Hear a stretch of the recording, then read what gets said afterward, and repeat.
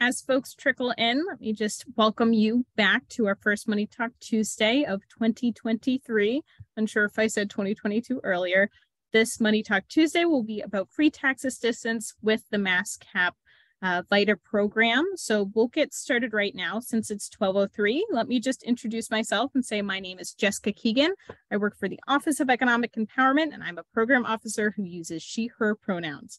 So right before we dive into the presentation, just to go through a brief agenda, we'll describe what the Office of Economic Empowerment is, any disclosures that we might have, as well as some housekeeping into the presentation, and we'll definitely have time for Q&A. As a reminder, you'll be able to use that Q&A function to ask questions rather than the chat. So the Office of Economic Empowerment is a department with the Massachusetts State Treasurer. We are focused on delivering programs to all residents of Massachusetts at every stage of their lives, regardless of their economic background.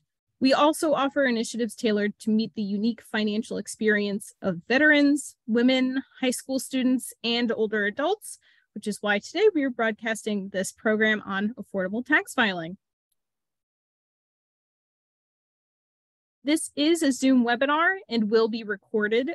This recording will be uploaded to YouTube after this presentation, so you'll be able to review any information that might have been shared. And don't worry, we'll make sure to share that link with you in the follow-up email. Since any questions that might be shared through the Q&A will be coming through our office, anything in the chat or the Q&A is subject to public records laws and therefore is not anonymous. And you might have noticed this is not a regular Zoom meeting. This is a Zoom webinar, so you're not going to be able to use your camera or turn yourself off mute, but don't worry, we're here if you need us. Q&A will be available throughout the webinar.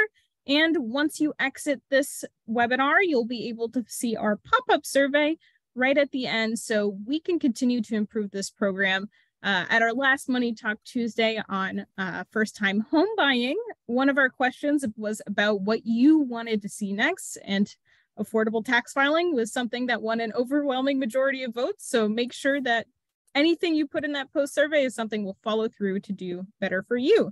So I will go ahead and switch into our main presentation. Feel free to email us if you need anything for feedback, or check out our upcoming events. We have a lot coming through. I'm just going to stop sharing and then reshare. Okay. Just one moment. And I will get that up. And perfect. Can you all see my screen? Yes. Amazing. So I will turn it over to our lovely folks at MASSCAP. We're super, super excited for you all to be here. You're fantastic partners for all of us. We'll make sure to monitor the Q&A, and I'll biff through these slides. So I'll turn off my video, but definitely let me know if you need anything too. Well, thank you very much, Jessica, and also our thanks to Jack.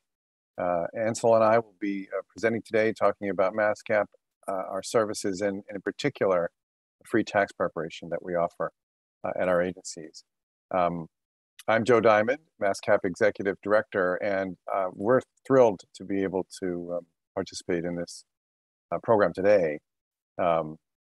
We have been a partner with the Treasurer's Office for over a decade now, and I just want to sort of raise that up and thank the Treasurer's Office and the Office of Economic Empowerment for the work that they've done over the years in terms of providing information, fostering financial wellness. We work with them on promoting a baby steps program, and we recently have worked on developing an approach to baby bonds, which people will learn more about as time goes on. So our thanks and appreciation for being a partner with the Treasurer's Office for so many years. If you were to go to the next slide, we can talk a little bit more about community action and MASSCAP. MASSCAP is the association of the 23 federally mandated anti-poverty agencies operating in Massachusetts. There are about 1,000 across, actually over 1,000 across the country. This This picture is something that we often look to. It's kind of a touchstone because it is the signing of the Economic Opportunity Act back in 1964, something that President Johnson and Congress did to address a problem that became more apparent even before President Johnson, during President Kennedy's administration, to address poverty. And the problem was the paradox of poverty amidst plenty in the country. There was a huge wealth gap, a huge divide between rich and poor, and it became apparent for economic, social, and other reasons that we needed to address inequality in the country. And in 1964, President Johnson signed the legislation that created community action agencies. I think from that signing ceremony is the quote, "Poverty is a national problem, requiring improved national organization and support. But this attack to be effective must also be organized at the state and local level." That's a reference to community action agencies and their role locally in terms of addressing poverty. It's also important to note that a year later, Civil Rights Act and the Voting Rights Act were passed, and those are also incredibly important. This was a period of time where it became the policy of the United States to address inequality in different forms: economic, social, racial, etc. So we're proud of this history, and it's one that I think continues to, if you will, animate the work of our members. If you can move to the next slide, that would be great. Community action agencies, this is about MASSCAP, but the community action agencies themselves in Massachusetts are centers of activity in their communities. We serve communities, are based in communities that have the highest rates of poverty, but we serve virtually every city and town. And community action agencies are anchored in their communities by their boards of directors. We provide a broad range of services, fuel assistance, weatherization, early education care. We'll get into more of those a little later. And we also are centers of activity when it comes to collaborating with local allies to address challenges. MASSCAP's mission as the Association for Community Action Agencies in Massachusetts is to strengthen and unify and advocate with the Community Action statewide network to advance economic, racial, and social justice and to create communities where everyone thrives. This is an important mission, and really it's straightforward. Our role is to support the members, to provide them with training opportunities, with resources, with opportunities to connect, to advocate with them on policies that are so important, like the policies we'll be talking about today. Like any association, that's our role. We have got an active group of members, and we really are proud to represent them and work with them. For the next slide, you'll see that we have a vision that also inspires us. All Mass residents will prosper and thrive through equitable opportunity and resources to meet their basic needs, enjoy economic mobility, and build strong and inclusive communities. Recently, we went through a strategic planning process that sort of grew out of the pandemic experience, and we developed some core values, which are on the next slide. Those core values include equity, inclusivity, and collaboration. If you don't mind moving to the next slide.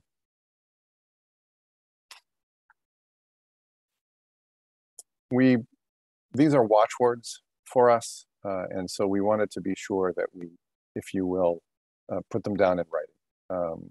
During the pandemic, we realized that it was so important to remain inspired by and sort of anchored by it's so important to keep in mind the fact that we are committed to equity, that we are inclusive, and that collaboration marks our work and is really a key to success. If you can move to the next slide, that would be great. Thank you. Here's a map which does show that we are spread across the state. This network or this infrastructure of support for about 600,000 people living with low incomes in Massachusetts. Each of our members has a slightly different name. Some of the names have the words community action in them, others do not. That's a reflection of how local we are.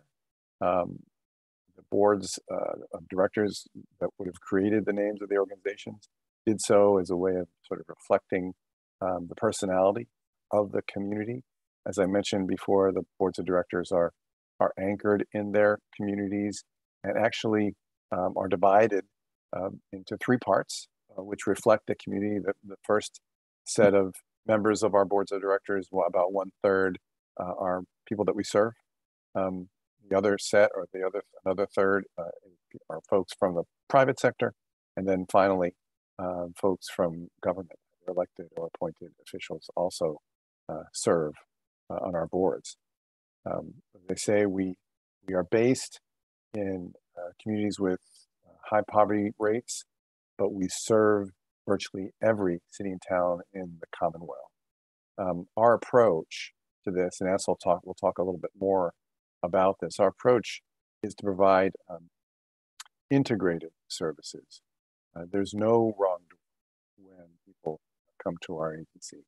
We try to blend the over 100 different services that we provide to meet the needs. People might come to us for fuel assistance or for VITA, but we will also assess what other programs might be helpful. That's sort of our watchword, and that's so critical to our work. Another aspect of what we do, which is derived again from the language that creates us, federal and regulation, is that we perform every 3 years comprehensive needs assessments, which also allow us to perform and develop strategic plans.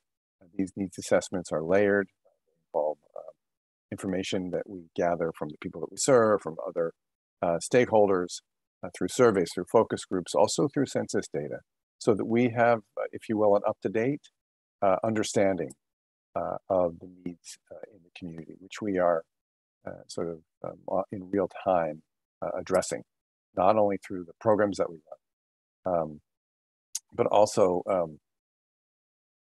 because of our ability to be nimble in the local community. If you would move to the next slide, that would be great. Thank you. We wanted to note this as well, because we do feel very strongly that everyone deserves help, dignity, and access to opportunity. We're versatile, we're efficient, we're reliable. We are longstanding and trusted institutions in our communities, and that's a position that we've had to earn, and we know that we need to earn that every day. At any given time, the people that work in our agencies, case managers, direct service workers, and others, are helping people access the services that they need. They're helping people make connections within our agency through VITA sites, for example, or helping people make connections to local allied organizations for services that we may not provide. So we see it as a community-based effort, and one that we're absolutely committed to. If you would move to the next slide. Thank you. This is a representation of the services that we provide, integrated and blended services, up to about 100 different services in 5 or 6 buckets: early education and care, including Head Start, adult education and workforce development, of course, financial management, which includes VITA sites, voluntary income tax assistance, housing programs, which includes energy programs like fuel assistance and weatherization, and then food and nutrition and health programs as well, and more. It's important to note that our commitment to voluntary income tax assistance is rooted in an understanding that the earned income tax credit and other tax credits are so important to the well-being of the people that we serve. The EITC and other tax credits have been with us for quite some time. We've known that the earned income tax credit can have such an important and even life-changing effect on the people that we serve. Studies have shown that any given year, crises can require up to $1,000 to address, and VITA sites, or the earned income tax credit is something that can help people address those emergencies, and then more. And so we'll be getting to that as well. I want to note that we are really appreciative of the support in Massachusetts and actually from Congress that we have for VITA sites and for the earned income tax credit, other tax credits that you can access at a volunteer income tax assistance site. Certainly, it's important to note that the taxes are prepared by volunteers. The Internal Revenue Service has resources that it provides to VITA sites to support the operation of those sites. We've been able to participate in that program for over 2 decades now, and it really started our ability to expand from just a few agencies running VITA sites to now virtually every one of the 23, I think it's 21 at this point of our members provide VITA, and that's in large part because of the support of the Internal Revenue Service. The IRS has a partnership offices, and the one in New England has been so supportive. It's something that we very much appreciate. Recently, the state legislature and the governor agreed to provide resources to VITA sites as well, understanding how critical they are and how important it was to underwrite their operation, which for years was sort of done on a shoestring, but now the resources are very much appreciated and so helpful as we expand our reach, if you will. So that the state itself is providing at this stage about $1.5 million that goes to the 80 or so VITA sites across the state. It's also important to note that there's been a commitment to the earned income tax credit in Massachusetts, and in the last 5 years, it has been increased or doubled to 30% of the federal tax credit. So there's a commitment as well in the state to support the earned income tax credit. We are hoping, and we continue to work with a large coalition to increase the state's EITC even more and to expand it as well. And so, all to say, we're thrilled to be able to provide a VITA and to work with the folks that we work with to do it. And it's my pleasure now actually to turn things over to Ansel Tejada. But first, I think we were going to take some questions before we dug into VITA sites and how they work. Yes, so right? If anybody has any questions about MASSCAP, please put them in the chat or the Q&A. And then after that, we'll switch to Ansel. And I can go ahead and check in on that. Or Jack, if you wanted to let me know if there are any questions on what MASSCAP does in that wonderful introduction. Thank you again, Joe. That was absolutely fantastic. Even I learned more things about MASSCAP every day. My pleasure. Thank you. Love to talk about community action whenever we in the right place. Mm-hmm. Let's see. So I see a question from Peter. How do the caps interrelate? Is that okay if we start with that one? Go ahead. I used to work for QCAP, and are they all independent or somehow co-supported? It's a great question, and I think it actually gets to the heart of the matter when it comes to the agencies. You touched on 2 aspects that both are true. The community action agencies are all private, in Massachusetts, private nonprofit organizations, 501c3s. In other states, you might find it what we call a public cap, but in Massachusetts, they're all independent organizations, but they are co-supported. We make sure that and they've really become quite a team over the past 20 or 30 years in terms of supporting each other's work, communication, and they're linked because they all have the same sort of charter or mandate. Um, and that, in some sense, comes together through MASSCAP.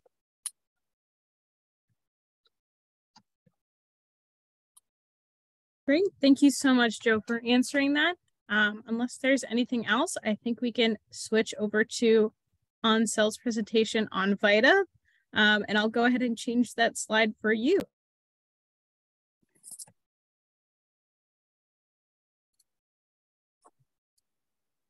Hi guys, so good afternoon now. It's after 12 o'clock. My name is Ansel Tejada. I am the program manager for the VITA program at MASSCAP. And I think we'll first start talking about what is VITA, because we use this term very loosely, and we often forget about the components of the acronym of VITA. So VITA is the Volunteer Income Tax Assistance Program. It is a program that is run by volunteers. Although a lot of our site coordinators that we have throughout the state of Massachusetts are part of our agencies, but the core value of our sites are the volunteers. They're IRS trained, IRS certified volunteers. So there is a level of certification that needs to be achieved in order for them to go ahead and become tax preparers. But it's volunteer based. So every year we treat it sort of like a little startup pop-up program in which we have to ramp up. We gather our volunteers, we recruit new volunteers, and we create our own little businesses throughout the state of Massachusetts. So in the state of Massachusetts, there's two strong coalitions for tax preparation. One of them is us, MASSCAP. We are the MASSCAP Coalition, and we serve the state of Massachusetts from the Cape and the Islands all the way to the Berkshires. And we have about roughly 30 different VITA sites throughout the whole entire state. So 21 of our agencies run about 30 sites throughout the whole entire state of Massachusetts. And we offer free tax help preparation for people that generally make less than $60,000 or less. And I say generally because there is other ways that we could help people that make above the $60,000 level. So we are very hard pressed to say that we don't help almost everybody that comes through our doors. And as Joe mentioned before, MASSCAP and our agencies are all gateway. The VITA program is a gateway program in which we accept anybody that comes through our doors, and we try to get them into the right place. So that's why we say generally $60,000 or less. The other coalition, as I mentioned before, it is that we have two. It is the Boston Tax Help Coalition that is centrally based out of Boston. Although we do have some intermingling between the two coalitions because we do have sites that kind of fall between both of us. That's why we work so well together, but they're mainly based out of Boston and the 16 surrounding neighborhoods in the Boston area. And who do we help? We help all kinds of taxpayers. We help people with disability, the elderly, limited English speakers. I saw a question earlier, do we help people with small businesses? So the technicality of that is we kind of do, because we help all those gig workers that are the Uber drivers and people that do DoorDash and things like that. And they all get 1099 forms. So all those forms are considered to be small businesses of their own, sort of like their own little businesses. So we do kind of help out those people as well. And as I mentioned before, one of the biggest things is it is IRS certified volunteers. Can I get the next slide, please? So within MASSCAP itself, there's a lot within the VITA program. Our program helps out a lot of clients, and VITA is the key to all of this. So we are experts at finding the credits that our clients are getting, and we focus on two very specific credits. Not that we know about all the other credits, but we focus on two credits, being the EITC and the child tax credit. So the earned income tax credit and the child tax credit. These credits help our families do tremendous things, anywhere from paying back bills, so helping out with large expenses like housing security deposits, transportation, so maybe they need to buy a new car or anything like that. So on average, our taxpayers see an average return on their income tax credit of about $2,488, and they use that money to do many things throughout their whole entire time and period. I often call this money course changing, maybe not life changing, because at that time and period, we don't know what the situation is with the client, but it's definitely course changing, because if you're backed up on your rent, or if you're backed up on your electric bill, and we're capable of getting you this money, this is something that's going to help you, reestablish yourself and get you back on your feet. So that's why I call it sort of course changing when it comes to that. So the other thing that we're very proud of is, on average, the tax preparation costs anywhere from $300 to $500, depending on what you're doing, and we're capable of saving our clients that money throughout the whole entire state. So along with that, we offer the financial education, and we offer other services throughout our agency so that we can make sure that we stabilize the household unit that we're serving. So if you come in to prepare your taxes and we go through our process of, what is it that you're doing, what is it that you're struggling with, we're capable of partnering you up with one of our other programs, such as Heating Help, the WIC, the Head Start program, in order to make sure that you're in the best place. So I love this stat right here: access to the earned income tax credit and the child tax credit boost to families' financial resources and lifting roughly about 150,000 out of poverty just in the state of Massachusetts. And that statistic actually went up even a little when it came to the changes of the child tax credit last year. So that's why we're so, I'm personally very vocal about keeping the changes that were made to the child tax credit, although as you'll see later, they're reverting back to the original ones that it is. So the average earned income tax credit, as I mentioned, amount is about $2,488. But remember, that credit can be as high as $7,000 roughly. And in combination with other credits, can it be even a little bit more higher? So that's why it's important for us to make sure that we get all of those for our clients. And it's statistically proven that specifically for the earned income tax credit, 1 out of every 5 person misses that credit. So it means that they didn't know about it, or either they filed wrong, they went through the free tax software online, or one of those type of things, and they missed it. So our biggest goal is, how do we achieve that extra 20%? How do we reach to that extra 20% of people that missed it, that 1 out of 5 person that missed it? So that is why it is important for us to do more and more of this informational section so that people do know that we do exist. There's nothing wrong with going online and filing your own free taxes if you feel comfortable with it, but just know that if you fall within our parameters, or even if you think you fall within our parameters, it is a lot better to walk into one of our tax sites or call and make an appointment and see what we can do for you, as opposed to going out there and doing it on your own. I'll go to the next slide, but I think I see some questions in the Q&A. Do you want me to answer them now, or do you want me to wait? Up to you. If they're relevant, go ahead. All right, so let's go into the questions. So I'll answer the first one. Can folks may not be citizens qualify for VITA services? The answer is yes. We do have VITA certified agencies that do tax preparation for folks that are not U.S. citizen, and also folks that are not non-resident too as well. Not every site does it, so it's very specific. That's why at the end of it, I'm going to give my information out. So if you serve a client, a group or a subset of group of this clientele, it is best for you to reach out to me so that I could place you in the site that kind of does it, because not every site does that. That is a very special and specific thing that they do.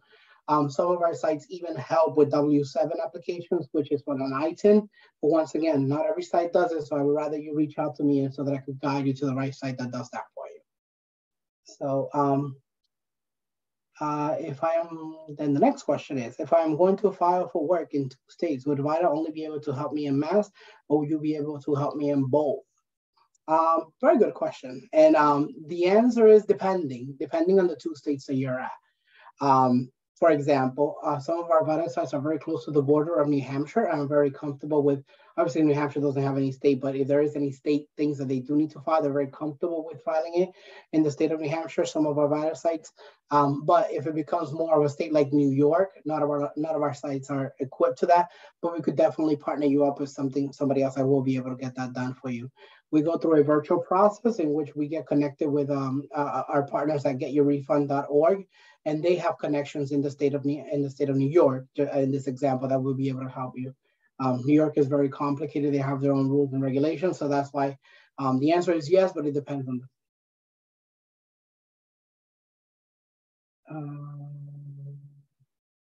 And so, if you don't mind, I see a question here before we dive back into the presentation. This one had been asked even on our registration lists about how an organization can become a MASSCAP organization or be able to host VITA sites So while we have the two of you, I figured this would be a good question to ask and answer.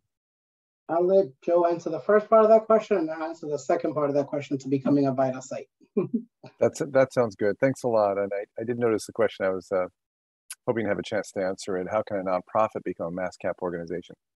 At the moment, based on our bylaws, MASSCAP organizations or organizations that make up MASSCAP are community action agencies, and that's sort of an official designation, and it has certain criteria that are met. So unless an organization is sort of officially known as a community action agency, it wouldn't be part of MASSCAP at the moment. From time to time, we talk about expanding the membership, but for now, MASSCAP is made up of organizations that have the sort of official designation of community action agency. And the second part of that question is becoming a VITA site. That's a little bit easier of a task because we do partner often with other agencies in becoming VITA sites, just a site itself. And you are able to host one of our agencies inside of your agencies yourselves. So we do partner out, and we do like to expand to become VITA sites. It's more of a connection that you will make with your local CAP agency to see if they have that flexibility and that capability of hosting another site. But we often do that, and it's something that we like to partner up with. I'll go to the next question. Is when you mentioned about limited English speakers, I was wondering if it means that you volunteers who speak different languages. So the answer is yes, we do have volunteers that speak in different languages. Obviously, we cover the major languages that we do within our agencies or within our area. For example, our Lawrence agency has a vast majority of Spanish-speaking tax preparers, but just in case, we do have something called over-the-phone interpreters, which we're capable of using while tax preparation. They do help us out. I mean, I've helped out clients speak in Russian, and I don't know a word of Russian, but I felt comfortable enough with the language line in order to communicate back and forth. So yes, we do help out both with in-person and also by utilizing technology and calling our over-the-phone interpreters. We are a nonprofit, new and in the process of becoming a VITA partner association with the IRS. Is there a place for us in MASSCAP? Once again, I mentioned, definitely if you want to reach out to me at the end of the slide, and we could see about perhaps partnering up for VITA site specifically, not becoming a CAP agency. That's something that Joe will take care of, but becoming a VITA partner is something that we could do. With one of our member agencies, is that what you're? Yes, one of our member agencies, yes. Sure. MASSCAP through VITA assist seniors who have joint income in excess of $6,000. So yes, we do. Well, we do assist a senior who have excess of $60,000. That's one of our very specific demographics that we're trying to help. There's also another tax preparation service provided by the IRS, which is the center for the tax center for the elderly. The TCE sites, they're specifically meant for the elderly. They go through usually AARP sites and things like that, but doesn't mean that they cannot come over to a VITA site. We're more than happy to help them. If that's what's more local to them, nearer to them, we're more than happy to help them. Will VITA help seniors? Well, VITA help with prior taxes, specifically 2021 for one person that I have in mind. Well, for that one person that you have in mind, please do send it over because that's definitely something that they will need help with. We have a specially targeted campaign this year, specifically for the past years, because a lot of those involve missing stimulus payments and missing child tax credit if they did qualify for those. So we are helping them out. The only thing is, for those specific cases, we rather serve you at the correct time. Right now, we're focused on 2022 taxes, which is what we're doing on our VITA sites on a daily basis. So we would connect you with a VITA site, and they will set up time apart from the regular time in order to help you with previous taxes. And the last question is from Joanna Tejeda. You're missing an A to be my last name, which is kind of nice. I just wanted to mention that. So my last name is Tejada, yours is Tejeda. That's kind of cool. I have been going to my lady since I was 15 years old. Yeah, we get that a lot. And believe me, I could understand and understand your concerns. The way that we the way that we kind of ease your mind when it comes to it, we are assuring you that we are IRS certified volunteers. And the fact that we train up our volunteers up to a certain standards before they do your tax preparation. Also, the beyond that, in order for us to file your taxes, they have to go through a process of verification. So more than one set of eyes gets to see your taxes before it goes out. And then we ensure that we're getting you the maximized return when it comes to it. Another thing is because a lot of our sites are within our agencies, you have a connection with our agencies that are capable of connecting you with the site coordinators in multiple times. So we're always there for when you need us for certain things. So what I would say is, kind of get to know your agencies, kind of get to know your site coordinators, and give them a chance, give them a shot, and you'll be able to see that they're going to be able to ease your mind into doing this tax preparation with us, as opposed to somebody that understandably you've been doing it for 15 years. All right, so I'm going to go to the next slide, and then I'll answer the remainder of the questions just for time purposes, and we'll go from there.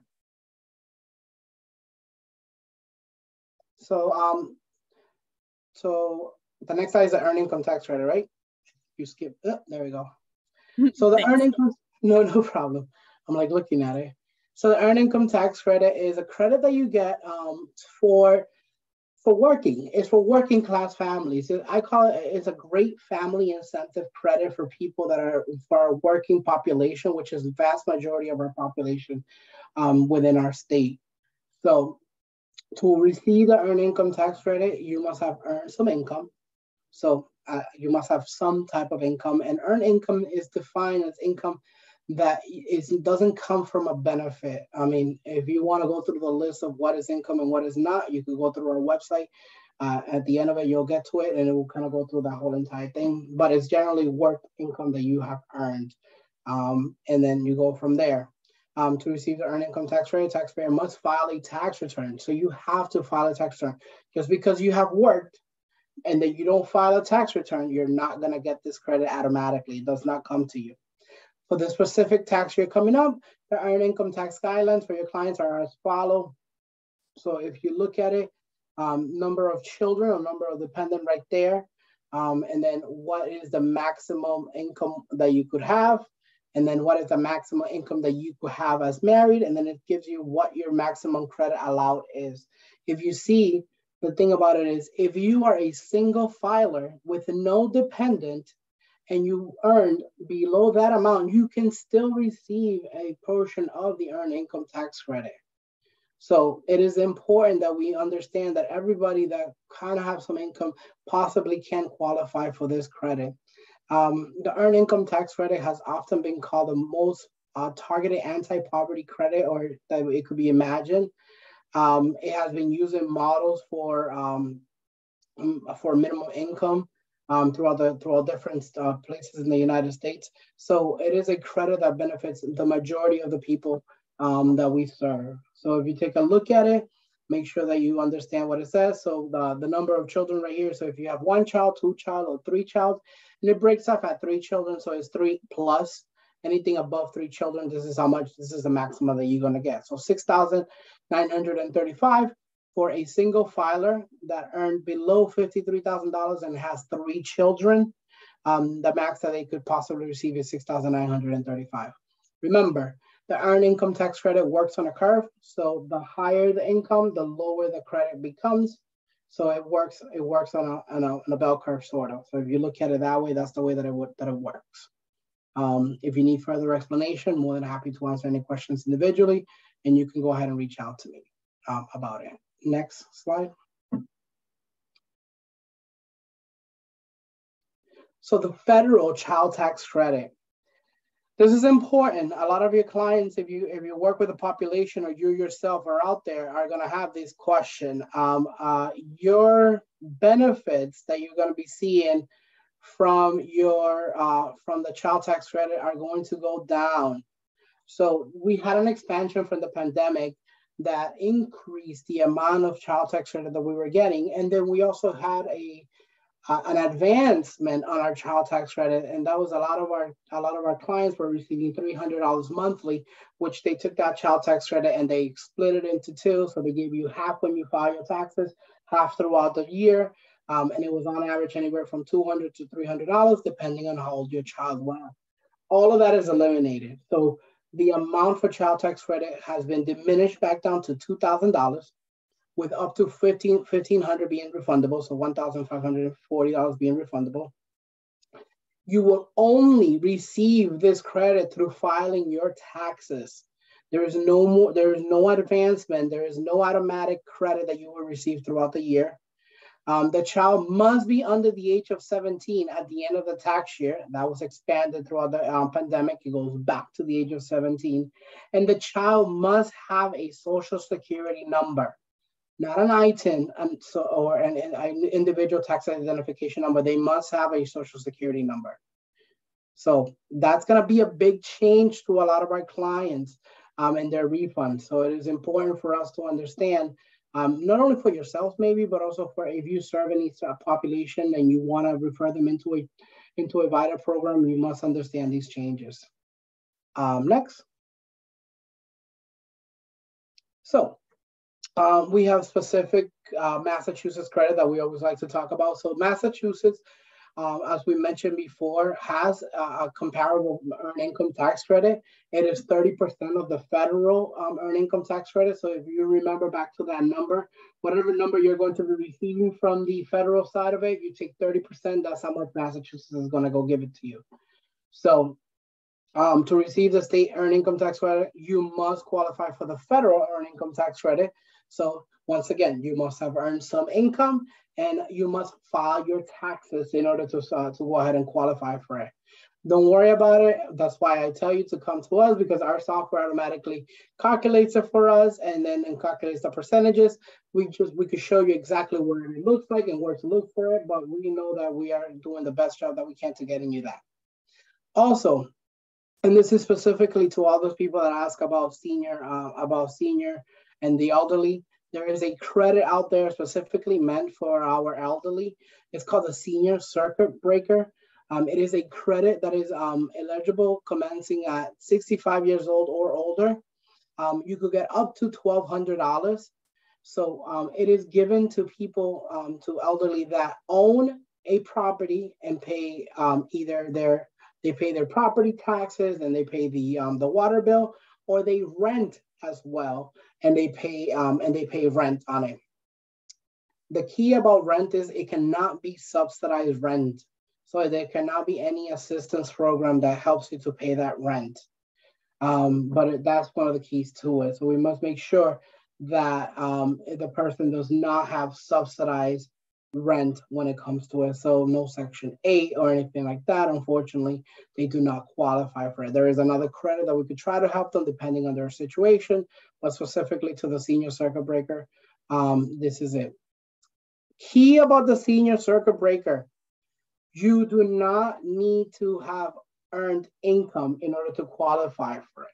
So if you have a senior citizen that receives benefits such as Social Security or anything like that, and that's their only form of income, they can still qualify for the Senior Circuit Breaker if they own a property and they're paying property taxes and the water bill. So they can qualify for it. It is important for them to know of this credit. That's $1,200 in their pocket. When I used to run a tax site, I used to have seniors that used to just come in just for this credit, no other income whatsoever, and they used to come out with $1,200 from a return.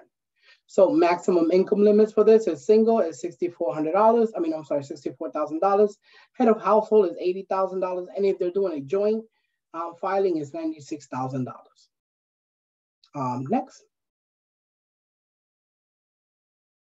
So if you are going to be helping me out and kind of coaching your clients through this, these are things that I definitely want you to know. Chances are refunds will be smaller than last year because of all the changes that I told you. They reverted back to what they were before pre-pandemic, so it's okay. We just have to make sure that we battle for every dollar that you're going to be getting back in your refund. Taxpayers will not receive any additional stimulus dollars with this year's tax returns. Remember, we can go back and sort of look out to see if you were missing any of your stimulus payments. well, let me rephrase that. We cannot look to see if you were missing any stimulus payments. If you come to us and you let us know that you were missing one, we can file a return for you or file an amendment for you to try to recuperate that for you. But only the IRS will definitely know if you received it or not, and then we can go from there. So we go by your word of what you're telling us that you're missing it, and we file that return for you, and then we go ahead and see what the IRS says. So no economic impact payments for 2022. So there is no stimulus whatsoever, nothing out there that we know of. The child tax credit has decreased. So remember, going from $3,600 back to $2,000. But that doesn't mean that you miss out. Please do send your clients out there. Our offices are open and ready to go for you guys. So definitely tell your clients as many as you can to go into our agency, set up your appointments to file your taxes for free. Tell your clients to go to a VITA site if they have any earned income in 2022. So what does that mean? They worked they worked for a month. They worked for a couple of weeks. They drove Uber for a couple of weeks, for a month or two. They did DoorDash for a couple of months. All of these are earned income. And remember, they can only reserve the earned income tax credit and child tax credit if they file a tax return. So that's why it's very important. So I think the next slide is just my information. If we have the right one.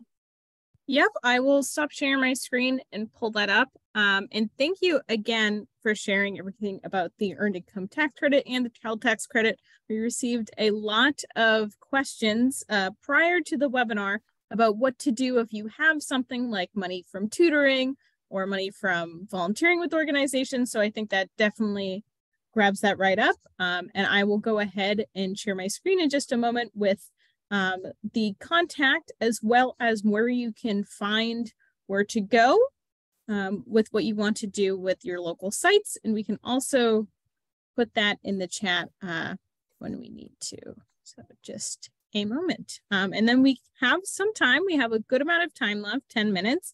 So we can go ahead and take some questions. I'll share my screen with that and leave it up for right now.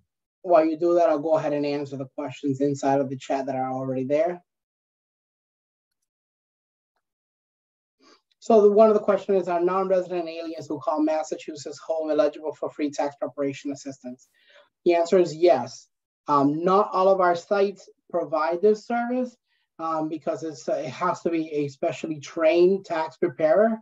So your best bet is to reach out to me directly so that I could guide you to the site nearest to you that does offer this service.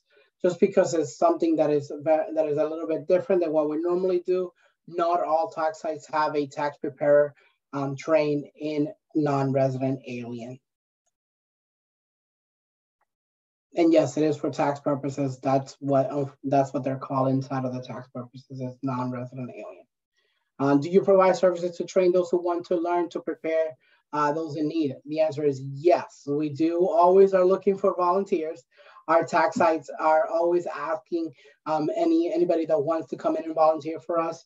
So best bet is to go to that free tax prep landing page, find what your nearest site it is to you, and then reach out to them for volunteer opportunities. Because of the pandemic, we have changed our model. So now we have virtual volunteers, we have in-person volunteers, we have all types of volunteer. So we have many opportunities for all of you to volunteer. Some of them are physically not inside of our offices, some of them are. So is your best bet is to reach out to your local agencies, or if you cannot reach them, more than happy to go ahead and reach out to me and I will be able to guide you to the best volunteer. And so the training for volunteers, that's training that's IRS sponsored, is that right? So yeah, so the training is IRS sponsor. The aspect of, the law, the tax law and things like that, and the code of conduct and everything else like that. Some sites have their own training inside of it so that you could intermingle the sites, code of conduct, volunteer requirements and things like that. So that's why it's important for you to reach out to your local agencies as well.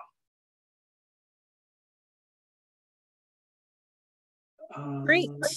I see we have a question about somebody who worked as an intern and was paid a non-taxable stipend and they'd like to know if that counts as earned income for tax purposes. For earned income, non-taxable stipend does not. Great. And how do you know if your stipend is taxable or not? It would have to be depending on what form they gave it to you and what form when they gave it to you, what form they reported it to the IRS, and what form they give to you to report it to yourself to you. So if they gave you a 1099 of some sort, 1099 miscellaneous, which was most likely what they gave you, 1099 MIS, most likely it's not taxable. And I can answer the I can answer the next question. I just actually put my email in the chat, and Hadar, feel free to send me your contact information. We'll make sure that we get you connected with self-help. It is a busy time, and we'll make sure we can make that happen. Thank you, Joe. And everybody feel free to add any questions into the Q&A. We do have a few more minutes. So while I have you two here, I'll ask a question that came in during registration. If somebody has used a child care grant, would they still be able to use VITA services? Can you repeat it just one more time? I'm sorry. Yes, of course. If somebody has used a child care grant, a grant to pay for their child care, would they still be able to use a VITA site? Yes. As long as there's earned income, right? Yeah, as long as it's the earned income piece of it is what really sets you apart. The grant does not separate you from it. So as long as you fall within the guidelines as far as income and you have worked, yes, absolutely. Thanks for clarifying.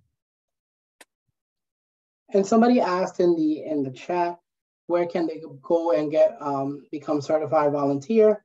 I'm gonna put the IRS link for the certification. You guys can, snoop around in there and kind of go around it and make your own thing. But remember, to come into our tax sites, I would definitely suggest you first reach out to your local agency that will host a tax site. But this is the IRS certification that it is, and I put it on the chat. It is a public page. It's nothing that I'm doing.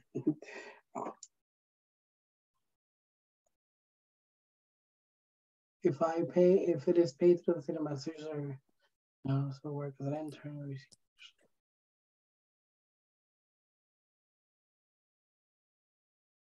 I'm trying to read the question. I apologize. That's okay. I think that somebody is saying that if they receive TINAF and work as an intern, if they receive an additional stipend, does that qualify for taxes, and would you be able to help with that? That's my assumption for this question. An anonymous attendee, feel free to clarify, and we can try to move forward. Yeah, from the question, if it goes through the TANF process, if it's given through TANF as a stipend through TANF, and it is not given separate from TANF as a paycheck or something along those lines, then no. If it's given as worked and they give you a W-2 at the end of the year or a 1099 NEC, once again, not to get too technical, but if they give you some type of documentation that it was worked, then yes. It all depends how they're categorizing it on their end and how they're giving it to you. If the stipend is an extra on top of your TANF, then the answer is great. I think, thanks. If I'm getting the correct thing of what they're saying. Awesome. I want to say, while we ponder that question, somebody did ask if the slides and the recordings would be sent to the registrants. So everybody who has attended today signed up and registered, and I will send them an email with the recording from this video. It will be also, of course, listed publicly on our YouTube channel, so you'll be able to find that and scrub back to any questions or moments that you'd like to see. And of course, it's up to our partners if they would like to share the presentation, but that is completely up to them. And we'll move on to the next question so I don't put them on the spot, about taxes being estimated differently from what they received. Yeah, and that can happen often. because you either enter something you enter wrong, or something that it miscalculated because it didn't read it exactly how you put it in. And the way that we prevent that is by having those second set of eyes kind of look at it and go through it. And if it does happen that is different, we're capable of being there for you and explaining to you why it happened. Sometimes, for example, I've had clients that come into the office, and especially during the last couple of years, that would say, well, I didn't receive my stimulus. I didn't receive my stimulus. What happens is the IRS has it in their file that you did receive your stimulus. So now we must go through a process of investigating who's right, whether you're right that didn't receive it or the IRS is right that they sent it out, what happened to it. So in the meanwhile, what they do is they deduct that from your actual return until it is figured out what's happening. But that's just one very specific example. There's other things that can happen, but just to give you an example, what could be a difference of your stimulated to what you get. Awesome. Thank you so much. And I think that is almost a perfect end. We only have a few minutes left. So I think right now I want to ask, what is this link on the screen under your email again? What would I do if I click that link? Where would it take me? Awesome. So that's masscap.org/free tax prep. That's our landing page at MASSCAP that kind of goes through our whole VITA, information. But very important, in the middle of the screen, what's on there, it's something that says, where can I file? And you're going to be able to put your town that you file in, that you live in, and it's going to give you your closest VITA site accessible to you, their phone number, their email address, and their contact information, so that you can go out and reach out to them. And if worst case scenario comes about, you have my email address right on there. We have put it on the chat. You can go ahead and email me, and I will try to get greatest information that you have. Great. Thank you so much. I think that's almost a perfect ending, too perfect. If any of you, Joe or Ansel, would like to give any last remarks, that's fantastic. But I would like to take this moment to thank you both so much for going through all of this. This has been highly demanded, and I hope everybody in the audience found this useful. So I'll turn it over to you. And in case there are no closing remarks, I'll say, remember, folks, to answer that exit survey. What you tell us, we will directly put into action, which is why we're here today. Let me just thank you, Jessica and Jack and Ansel. We welcome opportunities like this to talk about the services we provide and reach as many people as possible. I want to stress how grateful we are for the partnership with the Treasurer's Office, with the Internal Revenue Service, and with the Department of Revenue in Massachusetts. It's without those partnerships, we would not have been able to expand VITA sites and provide access now to so many people across the state to these incredibly important tax credits. So thank you for this opportunity. Very much appreciated. I did all that. Can't end it any better than that. You're right. Okay, well, as far as I am aware, VITA sites will be opening up this week. Correct me if I'm wrong. So folks, don't hesitate to take advantage of what you've learned today. The sooner, the better. Awesome. Okay, well, thank you both. Thank you, everybody, for attending, and have a fantastic rest of your Money Talk Tuesday.